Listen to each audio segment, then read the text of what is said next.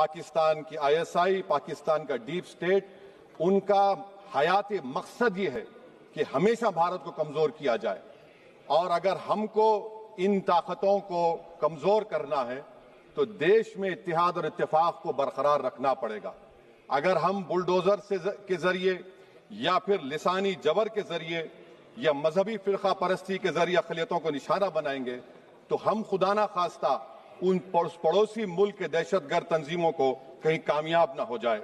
Madam, मैं आपके सामने ये भी कहना चाहूंगा कि इत्तेहाद और इत्तेफाक इस मुल्क में जब मजबूत होगा तो हमको बैनुल-अक़वामी सतह पर दिखाने की जरूरत नहीं पड़ेगी।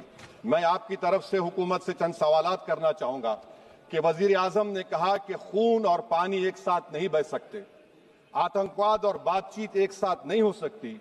तो मेरा सवाल आपके जरिए से वजीर आजम और हुकूमत से यह है, फिर जिन इंसानों को बैसारा की वादी में मारा गया था, क्या आपका ज़मीर इस बात की इजाजत देता है कि आप ट्रेड बंद कर दिए, पाकिस्तान का एयरक्राफ्ट हमारे एयर स्पेस में नहीं आ सकता, उनकी कश्ती हमारे पानी में नहीं आ सकती, ट्रेड खत्म हो चुका है डायरेक्ट इनडायरेक्टेड, आपका ज़मीर जिंदा क्यों नहीं है?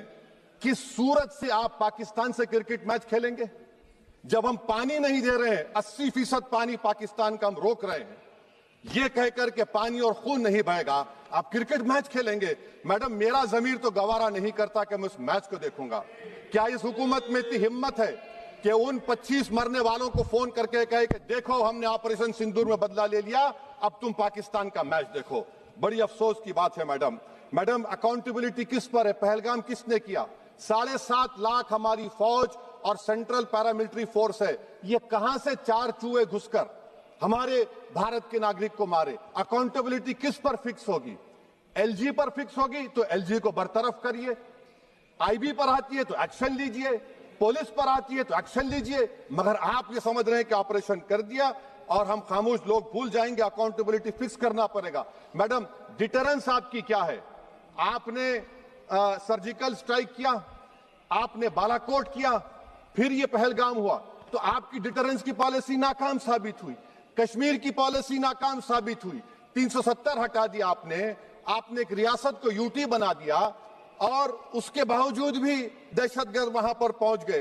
तो और अफसोस मुझे इस बात का होता है मैडम कि पाकिस्तान को हम जानते हैं, पाकिस्तान और इजराइल इस पूरी दुनिया में एक फेल्ड स्टेट है और पाकिस्तान के आर्मी चीफ को, जिससे हमारे स्ट्रेटेजिक रिलेशनशिप है, इसको अपना दोस्त कहते हैं, उस देश का प्रेसिडेंट उस शख्स को बुलाकर खाना खिलाता है अपने साथ जिसके भाषण से हमारे लोग मारे गए थे।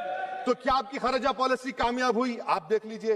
अच्छा, हमारे देश में एक ऐसी तंजीम है जिसका वजूद नफरत की बुनियाद पर और मजहबी अज़वियत को फैलाने के लिए बनाया गया, उनको तकलीफ है सेकुलरिज्म से, सोशलिज्म से, मगर हमारे संविधान के प्रियम्बल में लफ्ज सॉवरेन है।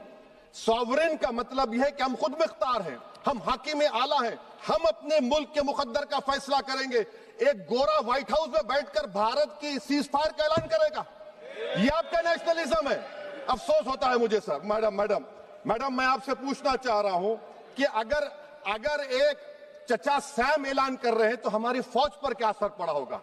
हमारे उन पायलटों पर क्या असर पड़ेगा जो नहीं मालूम कितनी ऊपर आसमानों पर भारत की हिफाजत कर रहे हैं? वो नेवी का सिपाही जो समंदर में खड़ा हुआ है, उसको ये नहीं मालूम हो रहा है कि मेरा प्रधानमंत्री ऐलान नहीं किया, एक गोरे ने ऐलान किया। बड़ा ये आपके कैसा होगा ये?